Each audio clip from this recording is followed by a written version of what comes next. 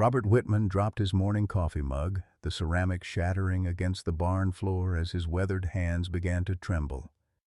The drag marks in the mud weren't from a fallen tree branch. They were massive, serpentine, and led directly toward the abandoned grain silo where something was making sounds that shouldn't exist in East Texas. Thunder, his 1,900-pound Brahman bull, was nowhere to be seen. The ranch hand who'd found the tracks first had already called in sick and driven away without explanation, his face pale as winter frost. Robert's neighbor, Martha Henderson, stood frozen at her fence line, binoculars clutched to her chest, staring at the silo with the kind of expression reserved for witnessing the impossible. This was supposed to be Thunder's favorite grazing spot, the same peaceful pasture where Robert's late wife Margaret used to read her morning devotions just 18 months ago. "Dear God in heaven," Robert whispered, his voice barely audible above the distant, anguished bellowing echoing from inside the concrete structure. What kind of predator could overpower a bull that size, and how much time did Thunder have left? Leave a like and share your thoughts in the comments along with the city you're watching from now. Let's continue with the story. The Whitman Ranch had been in Robert's family for 3 generations, sprawling across 500 acres of East Texas hill country, where his grandfather first drove cattle in 1924. At 62, Robert carried the same calloused hands and stubborn pride that had built this place, though the weight of recent loss had carved deeper lines around his gray eyes than any honest day's work ever could. 18 months ago, cancer had taken his wife Margaret after a brutal 2-year fight that left Robert not only heartbroken but drowning in medical debt. The bills still arrived weekly, $847,000 in total. A mountain of paper that threatened to bury the ranch his family had protected through the Great Depression, 2 droughts, and countless market crashes. Pride had kept him from accepting help from neighbors who'd offered, the same stubborn streak that made him check on his cattle every morning at dawn, rain or shine. Thunder had been Margaret's final gift to him, purchased just 3 months before her diagnosis when she'd insisted they needed something special for the ranch. The 7-year-old Brahman bull stood out dramatically among their black Angus herd, with his distinctive black coat marked by rich red-brown patches that caught the morning sun like burnished copper. At 1,900 pounds, Thunder possessed an unusual intelligence that had amazed even their veterinarian, Dr. Patricia Morgan, who'd remarked that she'd never seen a bull respond to complex commands or show such obvious affection toward humans. Margaret had spent countless hours with Thunder during her treatments, teaching him routines that Robert had initially dismissed as foolish sentiment. The bull learned to open gates, respond to whistle commands, and somehow seemed to understand when Margaret was having her worst days, standing quietly beside her chair on the front porch. After Margaret's death, Thunder had transferred that same protective devotion to Robert, following him around the property like an oversized dog and refusing to graze unless Robert was within sight. The ranch sat in a valley surrounded by dense woods where the Sabine River meandered through ancient cypress groves. It was beautiful country, which made it valuable to developers like Marcus Kellerman, who'd been circling the property like a vulture for months. Kellerman's company, Lone Star Developments, specialized in converting rural properties into luxury residential communities, and Robert's ranch represented the missing piece in a massive project that would stretch from Tyler to Marshall. The foreclosure notices had started arriving 6 weeks ago, each one more urgent than the last. Today's deadline, 5 o'clock this afternoon, represented Robert's final chance to settle the debt or lose everything his family had built. He'd already sold Margaret's jewelry, his father's vintage truck, and every piece of equipment that wasn't essential to daily operations.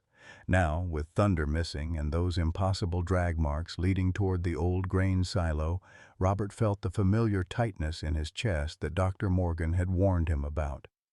His heart condition, worsened by grief and stress, meant he couldn't afford the kind of physical exertion that saving Thunder might require.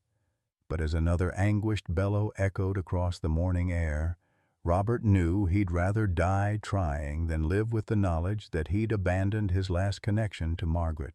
Robert's boots crunched through the frost-covered grass as he followed the serpentine drag marks toward the abandoned grain silo, his heart hammering against his ribs with each step. The concrete structure hadn't been used in over a decade, not since cheaper storage options had made it obsolete, and thick vegetation had grown up around its base like nature's attempt to reclaim what man had left behind. The sounds coming from inside made his blood run cold, Thunder's distressed bellowing mixed with something else, a rhythmic scraping that seemed almost mechanical in its persistence. As Robert approached the rusted metal door that hung askew on broken hinges, he could smell something musky and alien, a scent that had no business existing in the familiar landscape of his family's ranch. Peering through the gap in the doorway, Robert's knees nearly buckled at the sight that greeted him. Thunder lay on his side against the far wall of the silo, his massive frame trembling with exhaustion, and coiled around his hindquarters was the largest snake Robert had ever seen. The python, for that's what it had to be, stretched easily 22 feet from head to tail, its body thick as a telephone pole and patterned with the distinctive markings of a Burmese python that had no business existing in East Texas. The snake's powerful coils tightened rhythmically around Thunder's torso, and Robert could see that his bull was struggling to breathe, his brown eyes rolling with pain and terror. Dried blood marked several puncture wounds where the python's teeth had found purchase, and Thunder's struggles had grown increasingly weak over what must have been hours of constriction. "Easy, boy," Robert whispered, though his voice cracked with emotion. "I'm going to get you out of this." The sound of a car engine approaching made Robert turn, and his heart sank as he recognized the black Mercedes sedan belonging to Marcus Kellerman. The last thing he needed right now was to deal with the developer's pressure tactics, but as the car door slammed and footsteps approached, Robert realized he might not have a choice. Marcus Kellerman appeared around the corner of the silo, impeccably dressed despite the early hour in a charcoal suit that probably cost more than Robert's monthly feed bill. At 45, Kellerman carried himself with the confidence of a man accustomed to getting what he wanted, his silver hair perfectly styled and his pale blue eyes calculating as they took in the scene. "Well, well," Marcus said, consulting his expensive watch. "I came by to discuss today's deadline, but it looks like you've got bigger problems than foreclosure, Whitman." His gaze fell on the python coiled around Thunder, and something flickered across his face, an expression Robert couldn't quite read. "That's quite a predicament you've got there." Robert's hands clenched into fists. "This isn't the time, Kellerman. My bull is dying, and I need to help him."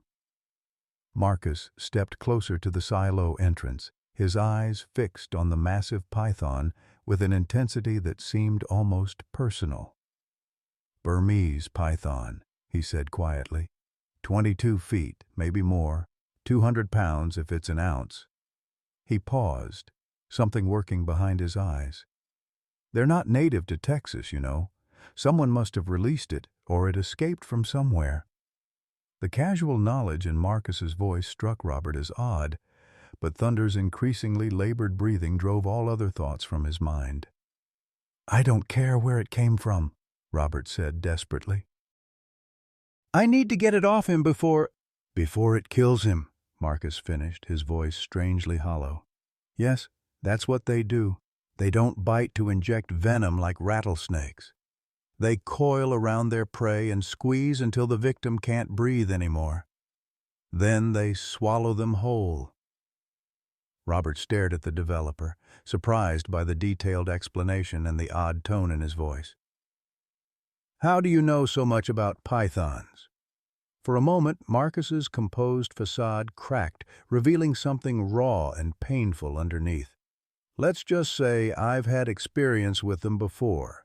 He straightened his tie and seemed to collect himself. "The question is, what are you going to do about it? That snake has been working on your bull for hours. Even if you could get it off, the internal damage might be too severe." Inside the silo, Thunder made a sound that was half bellow, half whimper, and the python's coils visibly tightened in response. Robert felt his chest constrict with familiar pain, but he pushed through it, driven by desperation. "I have to try," Robert said, starting toward his truck to get rope and tools. "Thunder isn't just livestock to me. He's family," Marcus said quietly, the words carrying an unexpected weight. "I understand that better than you might think." Robert stopped and turned back, studying the developer's face with new attention. There was something in Marcus's expression, a depth of pain that seemed to go far beyond business dealings or property values. "Then help me," Robert said simply. "Whatever else is between us, help me save him." Marcus Kellerman stood frozen at the entrance to the grain silo, his pale blue eyes fixed on Thunder with an intensity that made Robert's skin crawl. The developer's perfectly composed demeanor had cracked completely, revealing something raw and desperate underneath that transformed his entire appearance. "That sound," Marcus whispered, his voice barely audible above Thunder's labored breathing. "He makes that exact same sound." Robert frowned, moving closer with the rope and crowbar he'd retrieved from his truck. "What are you talking about? We need to focus on getting that snake off him before—" "Danny," Marcus interrupted, his voice breaking on the name. "My son, Danny. He used to make that same sound when he was scared." The developer's hands trembled as he pulled out his phone, scrolling to a photograph of a red-haired boy with bright green eyes and a gap-toothed smile. He was 8 years old when it happened. 12 years ago. Inside the silo, Thunder's breathing grew more ragged, and the python's coils shifted slightly, tightening their grip. But something in the bull's posture changed when he heard Marcus's voice. His ears perked forward, and he made a low, rumbling sound that was distinctly different from his earlier cries of distress. Marcus stepped closer to the entrance, his expensive suit forgotten as he knelt in the dirt. "You remember, don't you, big guy?" he said softly, his voice thick with emotion. "You remember Danny playing with you when you were just a calf? He used to sneak you apples from my lunch."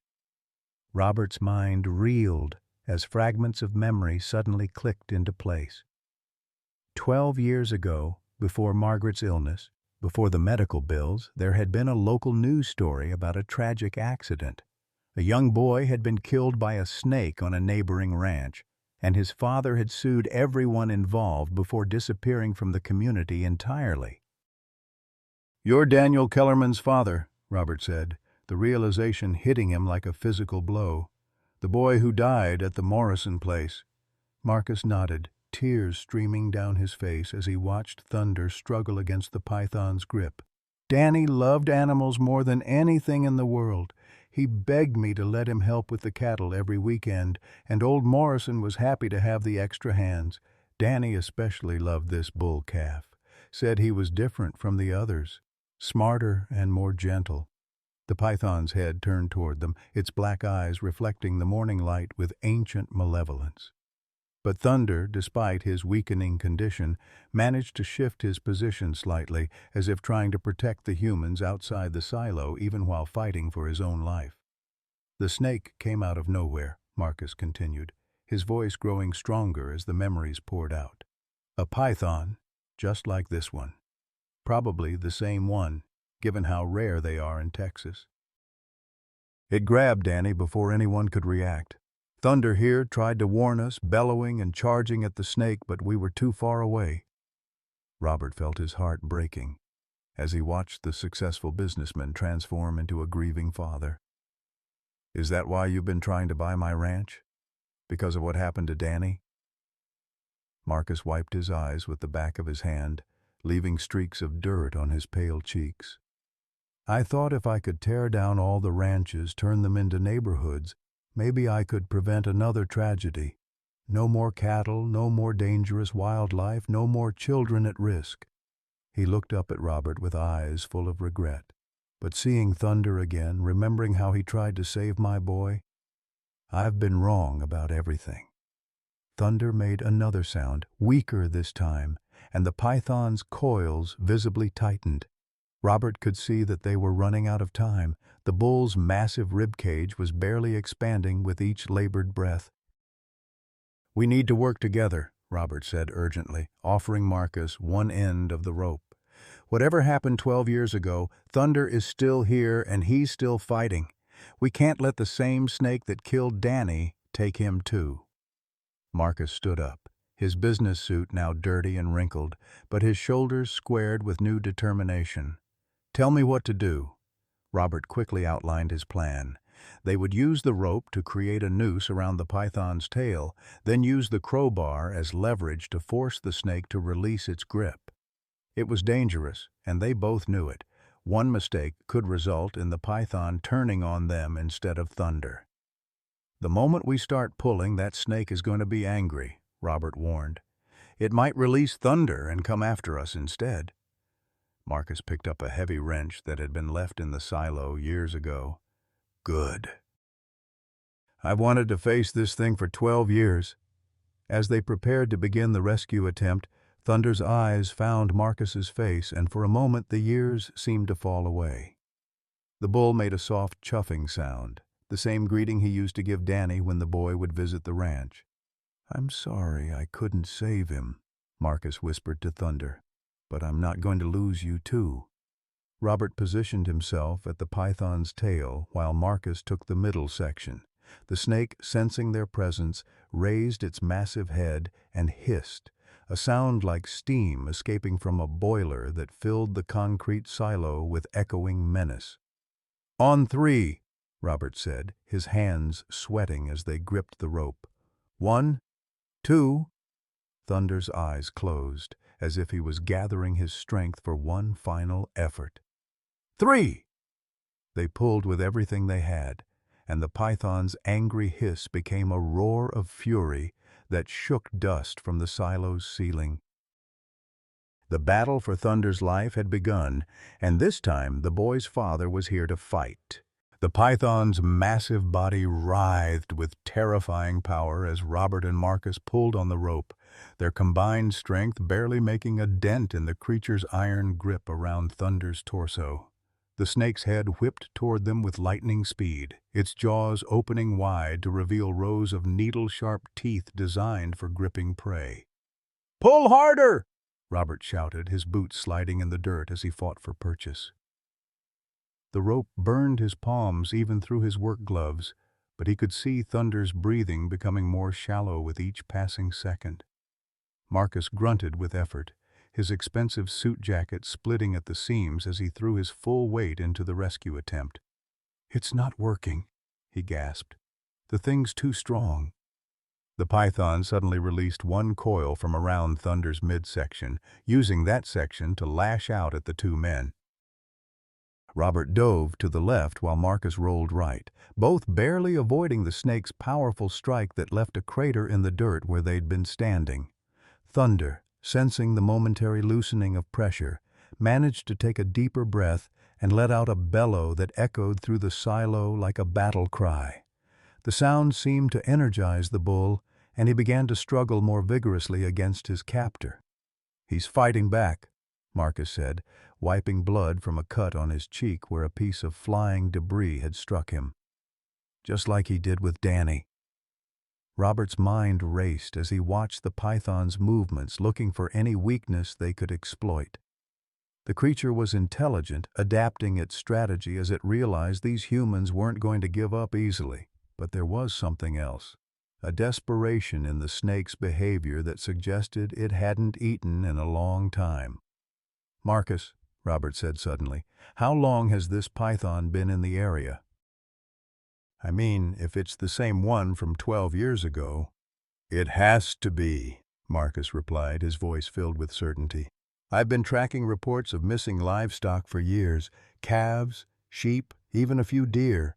Always the same pattern, no body found, just drag marks leading into dense brush. The revelation hit Robert like a physical blow. This wasn't a random attack. The python had been systematically hunting in the area for over a decade, growing larger and more dangerous with each kill. Thunder wasn't just fighting for his own life. He was the latest target in a pattern of predation that had claimed Marcus's son and countless animals. As if sensing their realization, the python's movements became more aggressive. It released another coil from Thunder, using its newfound mobility to strike at Robert again. This time, the rancher wasn't quick enough, and the snake's tail caught him across the chest, sending him flying into the concrete wall of the silo. Robert hit the ground hard, his vision blurring as pain shot through his ribs. His chest tightened with the familiar warning signs of his heart condition, and for a moment he wondered if this was how it would end, dying in the same place where his family had stored grain for 3 generations. "Robert!" Marcus shouted, abandoning his position to check on the fallen rancher. The moment of distraction was all the python needed. With Marcus's attention diverted, the snake began to reposition itself around Thunder, its coils tightening with renewed force. The bull's eyes rolled back, showing white, and his struggles grew weaker. But then, something extraordinary happened. Thunder, despite his weakening condition, managed to turn his massive head toward Robert and Marcus. The bull's eyes locked onto Robert's face, and in that moment, the rancher could have sworn he saw not just intelligence, but understanding. Thunder knew he was dying. But he also knew that these men were risking their lives to save him. With what seemed like his last reserve of strength, Thunder rolled his massive body to the right, trapping one of the python's coils beneath his weight. The snake hissed in fury and pain, momentarily unable to readjust its grip. "Now!" Robert gasped, struggling to his feet despite the pain in his chest. "While it's pinned." Marcus didn't hesitate. He grabbed the crowbar and wedged it between Thunder's body and the python's coils, using the bull's weight as leverage. The metal bar groaned under the pressure, but slowly, inch by inch, they began to create space. Thunder seemed to understand what they were trying to do. With each small gap they created, the bull would shift his weight slightly, helping to maintain the pressure on the snake's trapped coil. It was a 3-way partnership born of desperation and mutual trust. The python, realizing it was losing its advantage, made a final desperate attempt to secure its prey. Its head darted toward Thunder's neck, seeking the killing bite that would end the struggle once and for all. But Marcus was ready. As the snake's head came within reach, he swung the heavy wrench he'd picked up earlier, connecting with the python's skull with a sickening thud. The blow wasn't enough to kill the massive creature, but it dazed it long enough for Robert to get the rope around its neck. "Pull!" Robert commanded, and both men hauled on the rope with everything they had left. The python's grip finally began to loosen as it struggled to breathe, its coils relaxing just enough for Thunder to take a full breath for the first time in hours. The bull's eyes cleared, and he began to push against the snake's body with his hooves, helping to speed his own liberation. It took another 10 minutes of careful maneuvering, but finally, the last of the python's coils slipped away from Thunder's body. The massive snake, exhausted and injured, slithered toward the far corner of the silo, its appetite for battle finally spent. Thunder struggled to his feet, his legs shaky but strong enough to support his weight. Blood seeped from several puncture wounds where the python's teeth had found purchase, but his breathing was steady and his eyes were alert. "Easy, boy," Robert said softly, approaching the bull with outstretched hands. "You're safe now."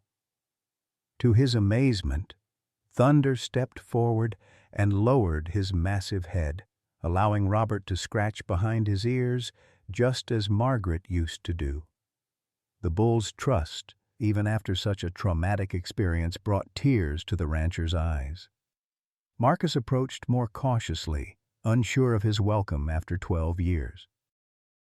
But Thunder turned toward him and made the same soft chuffing sound he'd made earlier, a sound of recognition and perhaps forgiveness. "He remembers you," Robert said quietly. "After all this time, he remembers Danny." Marcus reached out with trembling hands and touched Thunder's neck, his fingers tracing the scars left by the python's teeth. "I'm sorry," he whispered. "I'm so sorry I couldn't protect him back then." Thunder's response was to gently nuzzle Marcus's shoulder, the same gesture he used to comfort Margaret during her worst days of illness. It was as if the bull understood that this man had been carrying his own wounds for 12 years and that healing was needed on both sides. As they stood in the destroyed silo, 3 survivors of different traumas finding solace in each other's presence, Robert realized that something fundamental had changed. The battle with the python had been about more than just saving Thunder's life. It had been about confronting the past and choosing hope over despair. "We need to get him to Dr. Morgan," Robert said, noting the blood still seeping from Thunder's wounds. "Some of those punctures look deep." Marcus nodded, pulling out his phone. "I'll call her and tell her we're coming. And Robert," he paused, meeting the rancher's eyes, "about the foreclosure deadline. Consider it canceled. This ranch isn't going anywhere." Robert felt his knees go weak with relief. But before he could respond, a new sound made them all freeze. From the corner where the python had retreated came a rhythmic scraping. The snake was moving again, and it was heading for the only exit. "It's trying to escape," Marcus said, his voice tight with old fury. "After everything it's done, it's just going to slither away and find new victims." Thunder's ears perked forward, and he stepped protectively in front of both men. And the bull that had moments ago been fighting for his life was now ready to defend the humans who had saved him. "No," Robert said firmly, placing a hand on Thunder's neck. "Enough blood has been shed here today. Let it go." But as the python disappeared into the Texas brush, all 3 of them knew this wasn't over. The creature that had taken Danny's life and terrorized the community for 12 years was still out there. And someday, someone would have to face it again. For now, though, they had won something more precious than victory. They had found redemption, forgiveness, and the kind of bond that transcends species and time. Dr. Patricia Morgan's veterinary clinic had never seen anything quite like the scene that unfolded when Robert's battered pickup truck pulled into the gravel parking lot, followed closely by Marcus Kellerman's mud-splattered Mercedes. Thunder, despite his injuries, had managed to walk into the horse trailer under his own power, though the effort had clearly exhausted him. "My God, Robert," Dr. Morgan said as she examined the puncture wounds covering Thunder's torso and flanks. "These are snake bites, but they're massive. What kind of snake could do this kind of damage?" "Burmese python," Marcus answered quietly, his expensive suit now torn and filthy from their battle in the silo. 22 feet long, maybe more. Dr. Morgan's face went pale. As a veterinarian who had practiced in East Texas for over 20 years, she'd treated rattlesnake bites and the occasional coral snake incident, but nothing had prepared her for injuries of this magnitude. The puncture wounds were deep, and several showed signs of severe tissue damage from the python's constricting pressure. "We need to get him into surgery immediately," she said, her professional demeanor taking over despite her shock. "The internal injuries could be life-threatening. Robert, I have to ask, can you afford this kind of treatment? We're looking at potentially $15,000 to $20,000, and that's if there are no complications."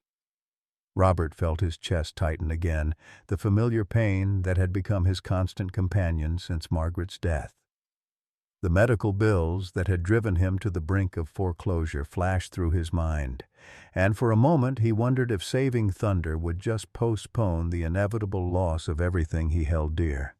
"I'll cover it," Marcus said without hesitation. "Every penny. It's the least I can do." Robert started to protest, his pride flaring even in the face of his bull's dire condition. "I don't need your charity, Kellerman." "This isn't charity," Marcus replied firmly. "This is responsibility. That snake should have been dealt with 12 years ago when it killed my son. If I hadn't been so consumed with grief and anger, if I'd focused on hunting it down instead of trying to destroy every ranch in the county, maybe other animals wouldn't have suffered." Dr. Morgan looked between the two men, sensing undercurrents she didn't fully understand. "Gentlemen, we can sort out the financial details later. Right now, Thunder needs immediate attention." As they prepared Thunder for surgery, the bull's remarkable intelligence showed itself once again. Despite his pain and exhaustion, he remained calm and cooperative, as if he understood that these people were trying to help him. When Dr. Morgan approached with the sedation needle, Thunder actually lowered his head and stood perfectly still, making her job infinitely easier.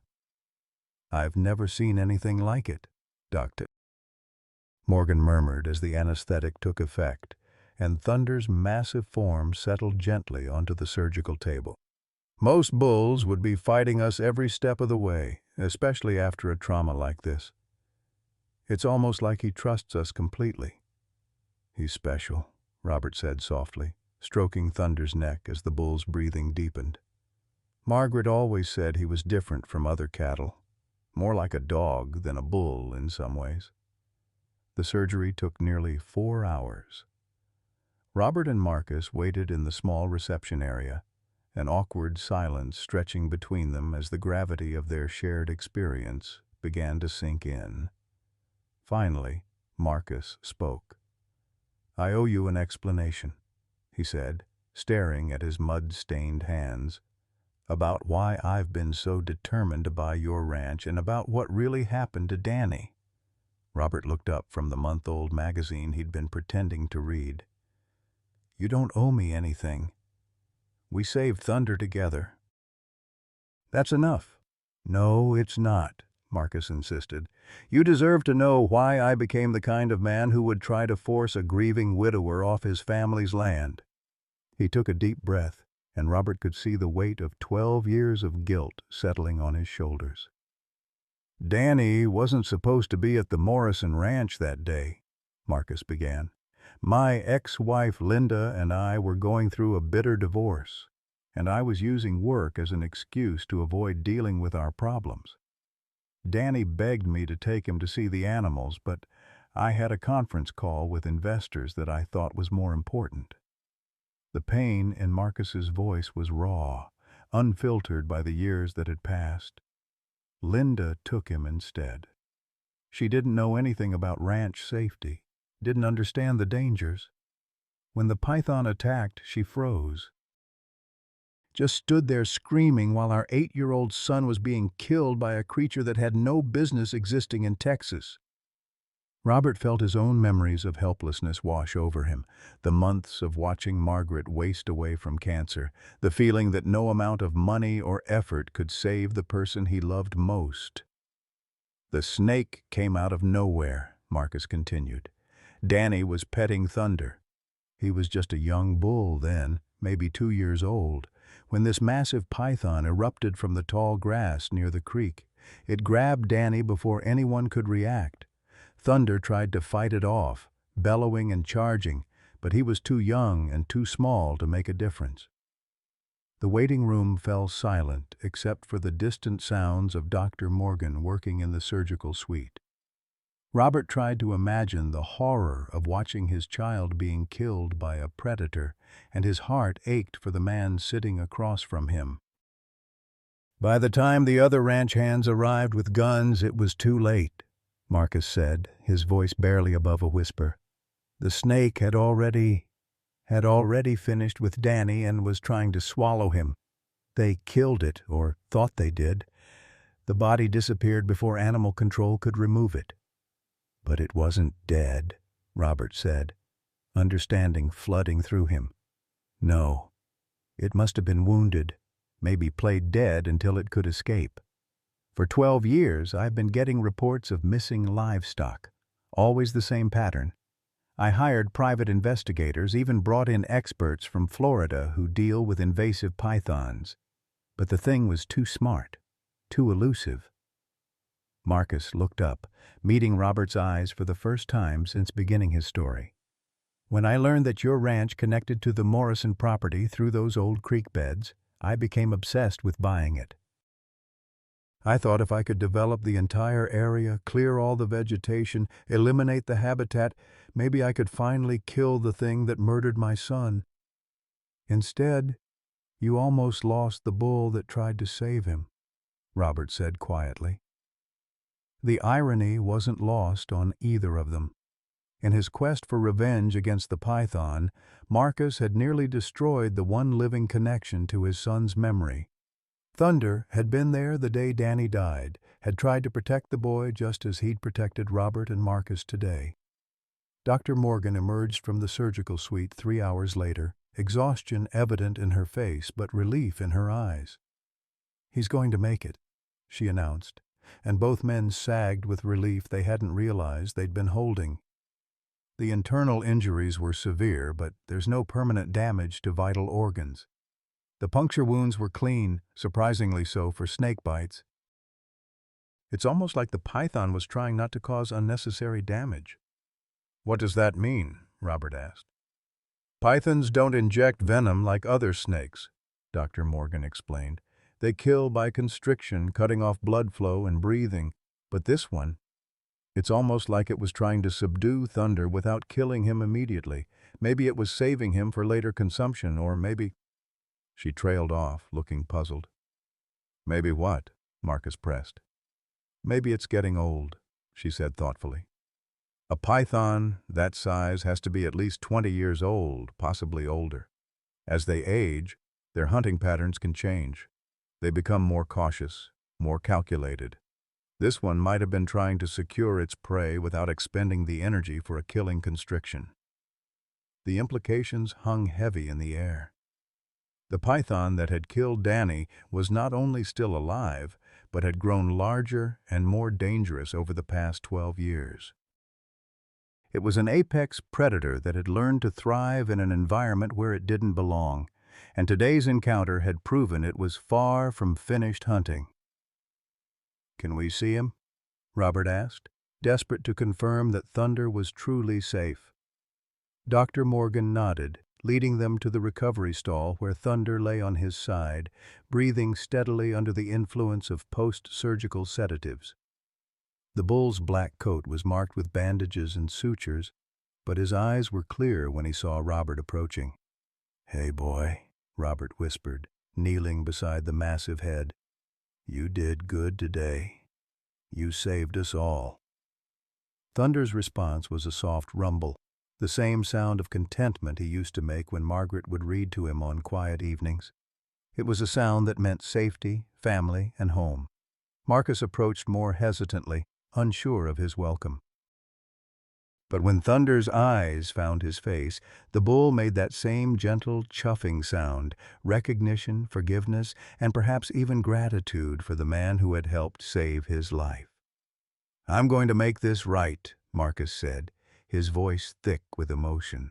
"All of it, the ranch, the python, everything I've done wrong for the past 12 years." As Thunder drifted back into healing sleep, both men knew that their battle was far from over. The python was still out there, still hunting, still growing. But for the first time in 12 years, they wouldn't be facing it alone. 3 days after Thunder's surgery, Robert's world collapsed in ways he never could have anticipated. The morning started normally enough. Thunder was recovering beautifully at Dr. Morgan's clinic. Marcus had formally withdrawn his foreclosure proceedings, and for the first time in months, Robert had allowed himself to hope that his family's ranch might survive after all. Then the phone call came at 6:47 a.m. "Mr. Whitman?" The voice belonged to Dr. Sarah Chen, the emergency veterinarian who covered weekend shifts at the clinic. "I'm afraid I have some very bad news about Thunder." Robert's coffee mug slipped from his nerveless fingers, shattering against the kitchen floor just as it had 3 days earlier when this nightmare began. "What's wrong?" Dr. Morgan said he was healing perfectly. "He was," Dr. Chen replied, her voice heavy with professional sympathy and personal confusion. "But sometime during the night, Thunder went into cardiac arrest. We managed to resuscitate him, but, Mr. Whitman, his condition is critical. You need to get here immediately." The drive to the clinic passed in a blur of worst-case scenarios and bitter memories. This was exactly how it had started with Margaret. First the reassurances that treatment was going well, then the devastating phone call that changed everything. Robert's hands shook on the steering wheel as he pushed his old pickup truck harder than he had in years. Dr. Chen met him at the clinic entrance, her expression grave. "Robert, I need to prepare you for what you're about to see. Thunder is alive, but he's on life support. His heart is severely weakened, and we're not sure what caused the sudden deterioration." Inside the recovery stall, Thunder lay motionless, except for the mechanical rise and fall of his chest, driven by the ventilator. Monitors beeped steadily, tracking vital signs that painted a picture of a body fighting to survive. The magnificent bull who had battled a python and won just days earlier now looked fragile and defeated. "I don't understand," Robert whispered, kneeling beside Thunder's massive head. "He was fine yesterday? You said the surgery was a complete success." "It was," Dr. Chen confirmed, "but we've discovered something troubling. The blood work we ran this morning shows traces of a toxin we can't identify. It's not snake venom. We tested for that immediately. This is something else, something that's been gradually poisoning his system." Marcus Kellerman arrived 20 minutes later, still wearing yesterday's clothes and looking like he hadn't slept. Word of Thunder's condition had reached him through Dr. Morgan, who had called him as an emergency contact given his commitment to pay for the bull's treatment. "How is this possible?" Marcus demanded, staring at the monitors that tracked Thunder's failing vitals. "He survived a python attack that should have killed him, and now he's dying from some mysterious toxin." Dr. Chen pulled up Thunder's test results on her tablet, pointing to numbers that meant nothing to Robert but clearly concerned her greatly. "The toxin is concentrated in his liver and kidneys, which suggests it's been building up in his system for some time, possibly weeks or even months." "Months?" Robert's voice cracked with disbelief. "But he's been fine. Active, healthy, eating normally." "That's what makes this so insidious," Dr. Chen explained. "Some toxins accumulate slowly, showing no symptoms until they reach a critical threshold. The stress of the python attack and surgery may have pushed his system past its ability to cope." Marcus began pacing the small stall, his business mind working through the implications. This can't be a coincidence. First the python, now poisoning. Someone is targeting this bull specifically. The suggestion hung in the air like a physical presence. Robert felt the familiar tightness in his chest, but this time it wasn't his heart condition. It was the crushing weight of realizing that Thunder's suffering might be intentional. "Who would want to hurt Thunder?" Robert asked, though even as the words left his mouth, possibilities began forming in his mind. Neighbors who resented his stubborn refusal to sell. Developers other than Marcus who might benefit from his financial ruin. Even animal rights activists who opposed cattle ranching entirely. "We need to test everything," Marcus said decisively. "His feed, his water, the pasture where he grazes. If someone is poisoning him, there will be evidence." Dr. Chen nodded grimly. "I've already called the county extension office and the sheriff's department. They're sending investigators this afternoon. But Robert—" She paused, clearly struggling with what she had to say next. "Thunder's kidneys are shutting down. Even if we identify the toxin immediately, we may not be able to reverse the damage. The words hit Robert like physical blows.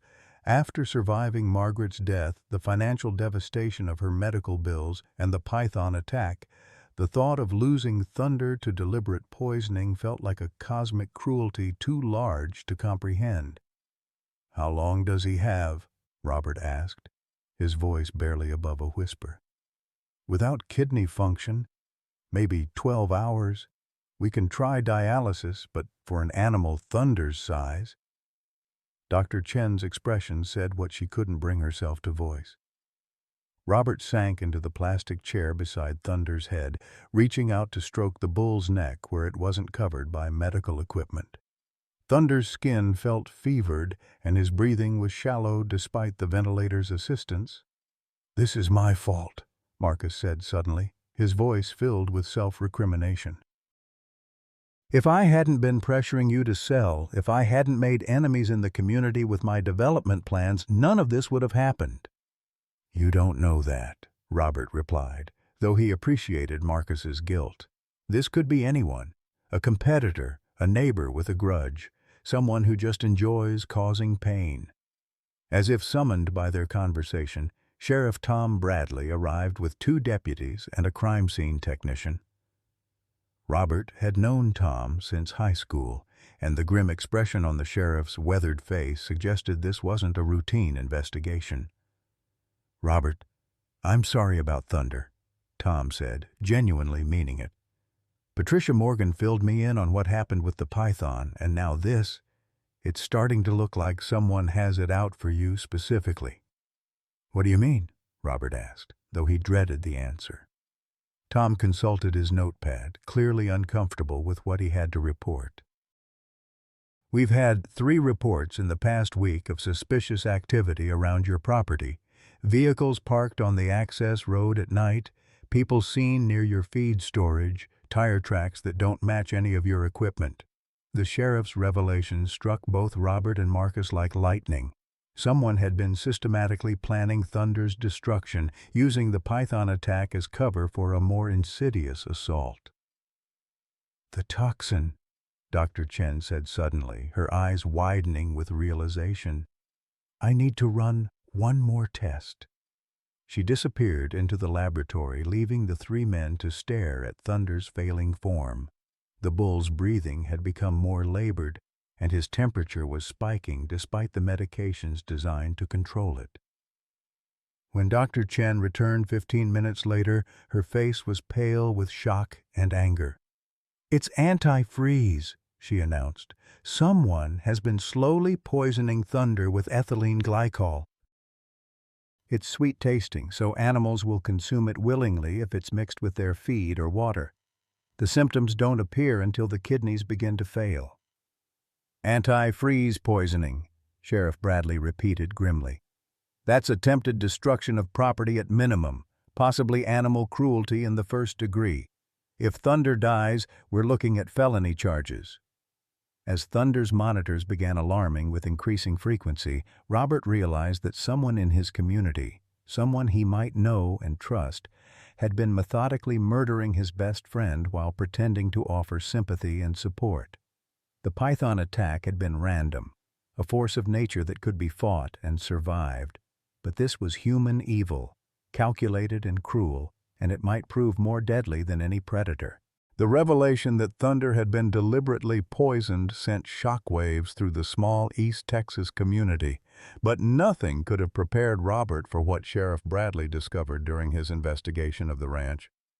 Hidden in the old feed storage barn, behind bags of cattle supplement that hadn't been moved in months, investigators found a cache of evidence that painted a picture of methodical, calculated cruelty. "Robert, you need to see this," Sheriff Bradley said grimly, leading him and Marcus to the barn where crime scene technicians were cataloging their findings. "We found antifreeze containers, syringes, and something else that's going to be hard to hear."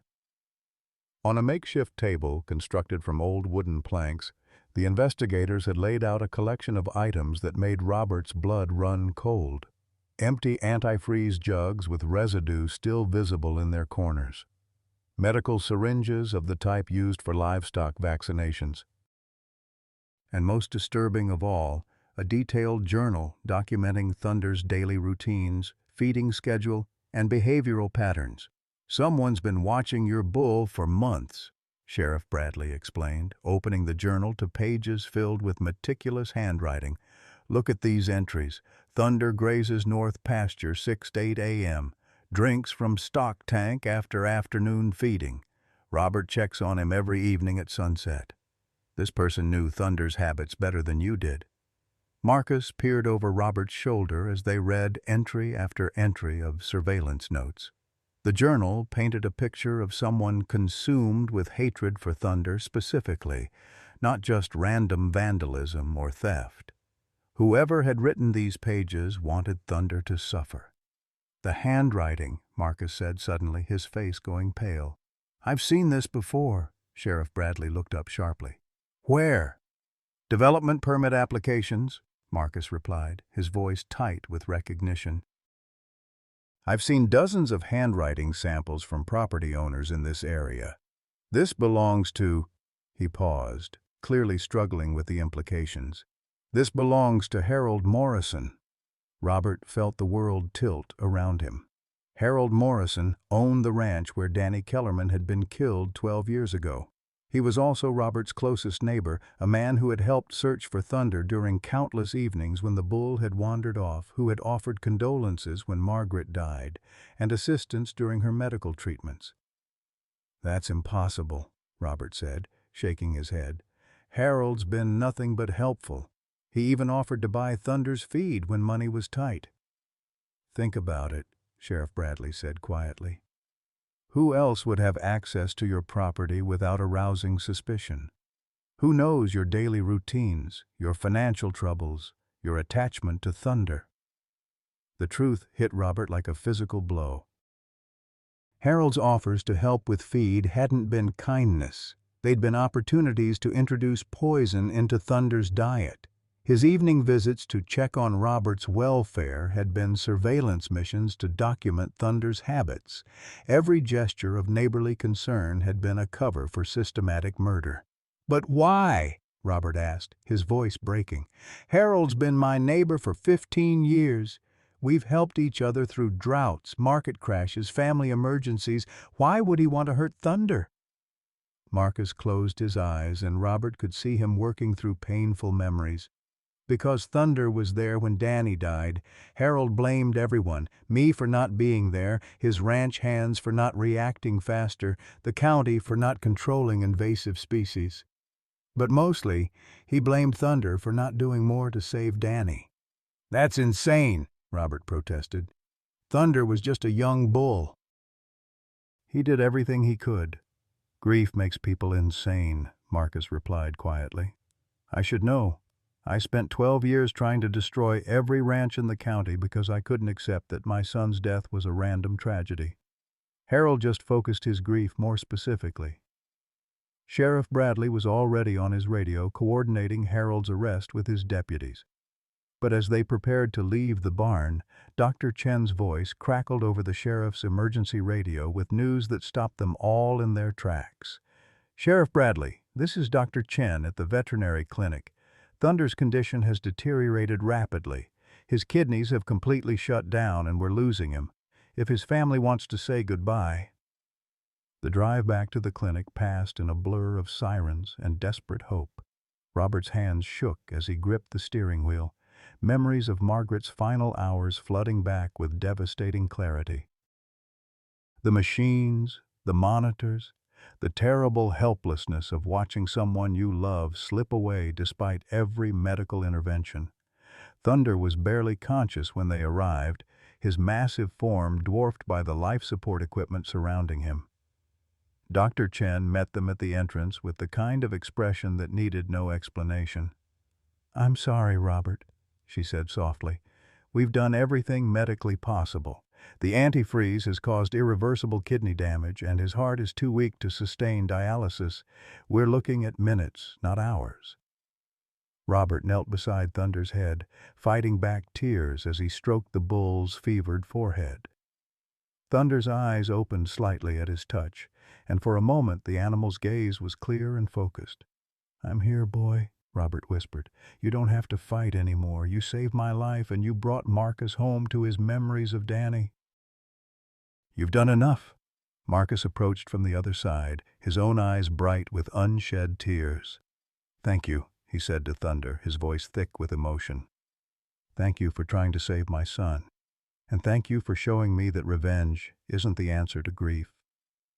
As if understanding their words, Thunder made a soft rumbling sound, the same peaceful noise he used to make when Margaret would read on the porch, the sound that meant safety and contentment and home. Then the monitors began to flatline, one by one, and Thunder's breathing grew shallow and finally stopped. Dr. Chen moved quietly to turn off the machines, leaving the room in a silence that felt sacred and terrible. Robert continued stroking Thunder's neck, unable to believe that the magnificent creature who had survived a python attack was gone because of human cruelty. "He died protecting us," Marcus said finally, his voice barely audible. "Even poisoned, even dying, he fought that python to keep us safe." They were interrupted by Sheriff Bradley's arrival with news that would add another layer of tragedy to an already devastating day. Harold Morrison had been found dead in his farmhouse, apparently by suicide, with a confession letter that revealed the full scope of his 12-year descent into madness. "He'd been planning Thunder's death since the day Danny was killed," Sheriff Bradley explained, reading from Harold's final letter. "He blamed Thunder for not fighting harder against the python, said the bull was a coward who let a child die. The antifreeze poisoning was meant to be slow and painful, punishment for what Harold saw as Thunder's failure." Robert felt physically sick as the sheriff continued reading Harold's twisted justifications. The man who had seemed like a concerned neighbor had been consumed by a hatred so deep it had driven him to murder an innocent animal, and ultimately to take his own life. "There's more," Sheriff Bradley said reluctantly. "Harold admits to releasing the python near your property 3 days ago. He'd been keeping it in a concealed enclosure on his land since recapturing it years ago. He wanted Thunder to die the same way Danny did." The revelation that Harold had deliberately unleashed the python that had nearly killed Thunder added a final horrific dimension to his crime. The snake attack hadn't been random. It had been the opening move in a campaign of revenge that had ultimately claimed both Thunder's life and Harold's sanity. As they stood in the clinic's recovery room, surrounded by the equipment that had failed to save Thunder's life, Robert felt something shift inside him. The anger he expected to feel toward Harold was overshadowed by a profound sadness for how grief had twisted a once decent man into something unrecognizable. "Harold used to help Margaret with her garden," Robert said quietly. "After she was diagnosed, he'd bring vegetables from his greenhouse when she was too weak to tend her own plants. The same hands that grew those tomatoes spent months poisoning Thunder." Marcus placed a hand on Robert's shoulder, understanding the complexity of emotions that came with betrayal by someone trusted. "Grief changes people," he said. "Sometimes it makes us better, like what happened with us today. Sometimes it destroys us completely." Dr. Chen quietly began the process of preparing Thunder's body, explaining that she would need time to complete the necessary paperwork for such an unusual case. As they prepared to leave, she pulled Robert aside with one final revelation. "There's something else you should know," she said softly. "When we were trying to save Thunder, I found something unusual. He had been systematically regurgitating portions of his feed for weeks, probably because it tasted wrong. If he hadn't done that, the poison would have killed him much sooner." "What does that mean?" "It means Thunder knew someone was trying to hurt him, and he was trying to protect himself. Even poisoned, even suffering, he was still fighting. That's the kind of courage that doesn't come from training or breeding. It comes from love." As Robert walked out of the clinic for the last time, leaving behind the bull who had been his connection to Margaret and his bridge to forgiveness with Marcus, He carried with him the knowledge that Thunder had died as he had lived, protecting the people he loved, even when it cost him everything. The sun was setting over East Texas, painting the sky the same colors as Thunder's coat, and for the first time since Margaret's death, Robert Whitman understood that some bonds transcend even death. 6 months after Thunder's death, the Whitman Ranch had transformed into something Margaret never could have imagined, yet somehow exactly what she would have wanted. Robert stood on his front porch in the golden light of an October sunset, watching Marcus Kellerman's 8-year-old niece, Sarah, chase a group of young calves through the pasture where Thunder used to graze. Her laughter carried across the field like music, filling spaces that had been silent for too long. The ranch was no longer just a cattle operation struggling to survive. With Marcus's investment and vision, it had become the Margaret Whitman Memorial Animal Sanctuary, a place where rescued livestock found safety and where children could learn about the bonds between humans and animals. The transformation hadn't been easy, but it had given both men a purpose that extended far beyond their individual grief. "She looks like Danny when he was her age," Marcus said, joining Robert on the porch with 2 cups of coffee. "Same red hair, same fearless attitude around animals twice her size."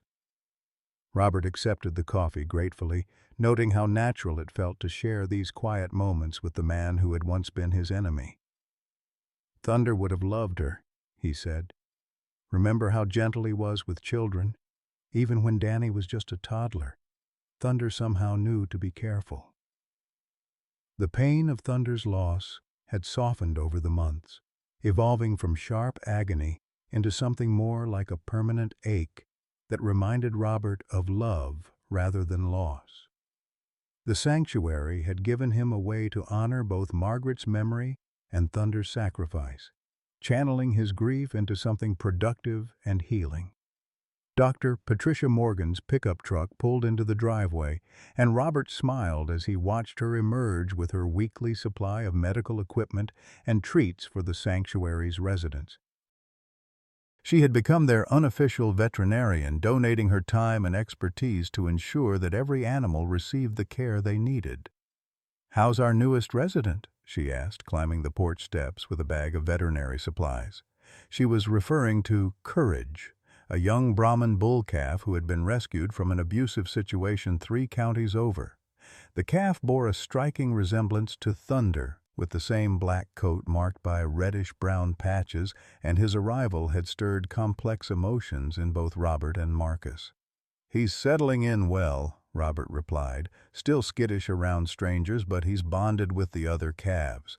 Sarah's been reading to him every afternoon, just like Margaret used to do with Thunder." The ritual had started spontaneously. Sarah had found one of Margaret's old books in the farmhouse and decided the frightened calf needed stories to help him feel safe. What began as a child's innocent gesture had evolved into something profound, as if Margaret's spirit was continuing her work through the next generation. Marcus watched his niece through the window, his expression soft with love and remembered pain.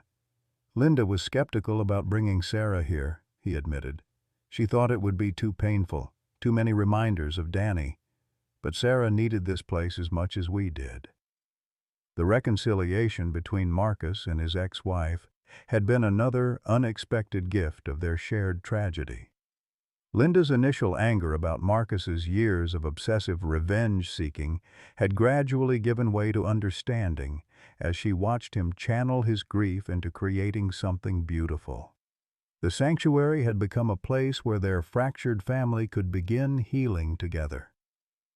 "I have news," Dr. Morgan announced, settling into one of the porch chairs that Marcus had added when the farmhouse became a gathering place for sanctuary volunteers and visitors. The State Veterinary Board approved our application for official rescue status. We're now legally recognized as a therapeutic animal sanctuary." Robert felt a surge of pride and accomplishment that would have seemed impossible during those dark months after Margaret's death. The sanctuary wasn't just a personal healing project anymore. It was an officially recognized institution that could help animals and people throughout East Texas. "What does that mean practically?" Marcus asked, though Robert could see he was already thinking through the business implications. "Grants, donations, tax benefits," Dr. Morgan explained. "But more importantly, it means we can expand our programs. The therapeutic riding sessions, the grief counseling with animals, the educational programs for children, all of it can grow." The sound of a car engine made them all look up as Sheriff Tom Bradley's patrol car turned into the driveway. Robert tensed automatically, old fears rising despite the peaceful context. Too many visits from law enforcement had brought terrible news over the past year. But Tom's expression was relaxed as he climbed out of his vehicle, and he carried what looked like a framed document in his hands. "Robert, Marcus," he said, climbing the porch steps with a smile. "I wanted to deliver this personally." The frame contained a certificate of recognition from the Texas Department of Agriculture, honoring the Margaret Whitman Memorial Animal Sanctuary for excellence in animal welfare and community service. But more meaningful than the official recognition was the personal note attached from the state commissioner, thanking them for transforming tragedy into hope and showing that healing is possible even after the deepest loss. "There's something else," Tom said, his expression growing more serious. "We finally tracked down where Harold got that python. Turns out he bought it illegally from an exotic animal dealer in Louisiana about 15 years ago, right after Danny's death. The dealer kept records, and when Harold couldn't control it anymore, he should have surrendered it to wildlife authorities instead of releasing it." The revelation provided a final piece of understanding about Harold's descent into madness. The python hadn't been a random element in his revenge plot. It had been a tool of vengeance that he'd kept for over a decade, waiting for the right moment to use it against Thunder. "The python?" Robert asked, though he dreaded the answer.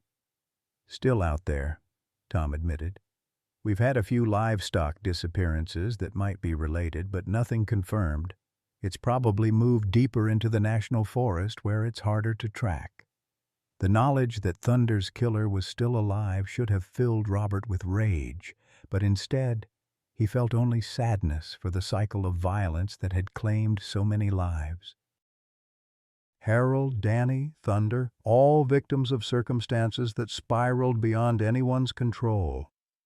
As if sensing the shift in mood, Sarah's laughter drifted across the pasture where she was now sitting in the grass, reading aloud to Courage and 3 other calves who had gathered around her like disciples. The scene was so reminiscent of Margaret's evening reading sessions that Robert felt tears prick his eyes. "You know what Margaret would say if she could see this?" he asked, gesturing toward the peaceful scene. Marcus smiled, understanding the reference to the woman whose vision had inspired their transformation.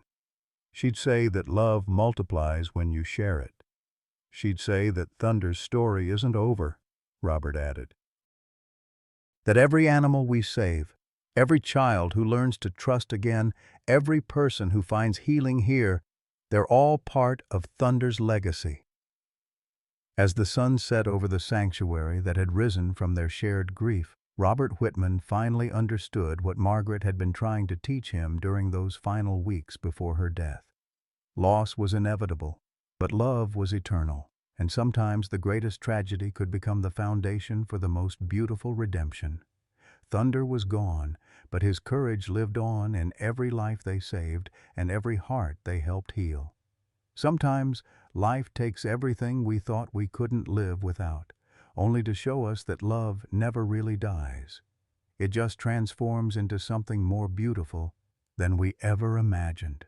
Robert's journey from devastating loss to unexpected redemption reminds us that our deepest wounds can become the foundation for our greatest purpose. When grief threatened to destroy him, Thunder's courage taught him that healing isn't about forgetting our pain, it's about transforming it into something that serves others. Margaret's death could have been the end of Robert's story, but instead it became the beginning of a legacy that touches countless lives through the sanctuary that bears her name. The friendship forged between Robert and Marcus proves that even our enemies can become family when we choose forgiveness over revenge. For those of us in our golden years who faced our share of heartbreak, this story offers hope that our most difficult chapters might actually be preparing us for our most meaningful ones. Every loss carries within it the seeds of unexpected gifts, new relationships, deeper purpose, and the profound joy that comes from turning our pain into someone else's healing.